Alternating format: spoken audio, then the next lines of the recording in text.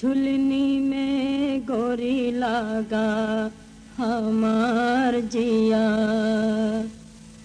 झुलनी का रंग साचा हमारे पिया।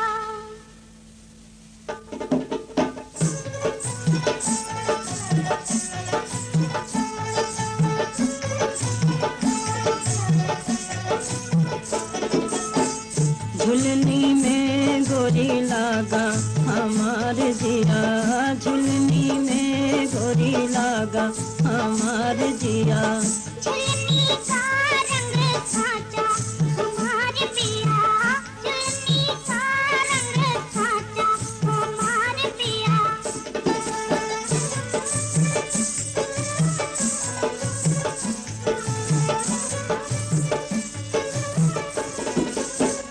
कौन सुनरवा बनायो रे झुलनिया। कौन सुनरवा बनायो रे झुलनिया।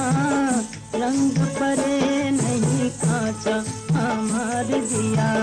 रंग परे नहीं कांचा हमार दिया। सुघर सुनरवा रच रच बनवा। सुघर सुनरवा रच रच बनवा। अग्नि का आचा हमारे पिया। अग्नि का आचा हमारे पिया। झुलनी में गोरी लागा हमार जिया। झुलनी का रंग साचा हमारे पिया।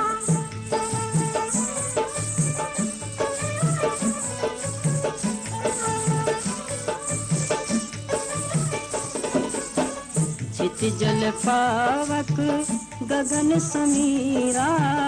छित जल पावक गगन समीरा। तत्व मिलाए दिनों पांचा हमार जिया। तत्व मिलाए दिनों पांचा हमार जिया। पंचरतन से बनी रे झुलनिया। पंचरतन से बनी रे झुलनिया। जोई पहिरा कोई नाचा हमारे पिया। जोई पहिरा कोई नाचा हमारे पिया। झुलनी में गोरी लागा हमार जिया। झुलनी का रंग साचा हमारे पिया।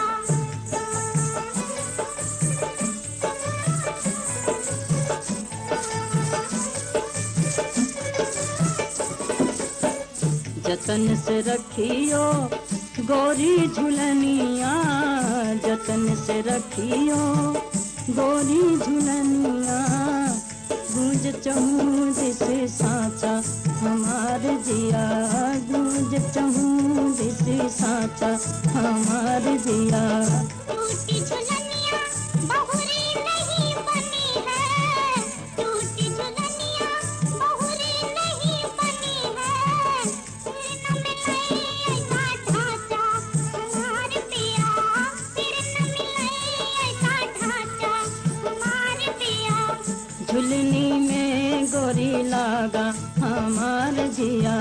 झुलनी का रंग साचा हमारे पिया।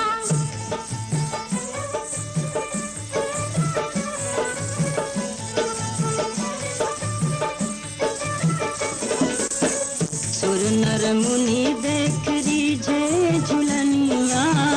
सुर नर मुनि देख रीझे झुलनिया।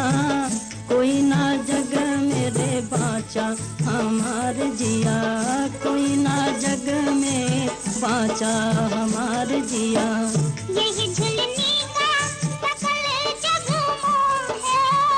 यही झुलनी का सकल जग मोह है। इतना मोहे साईं राजा हमारे पिया।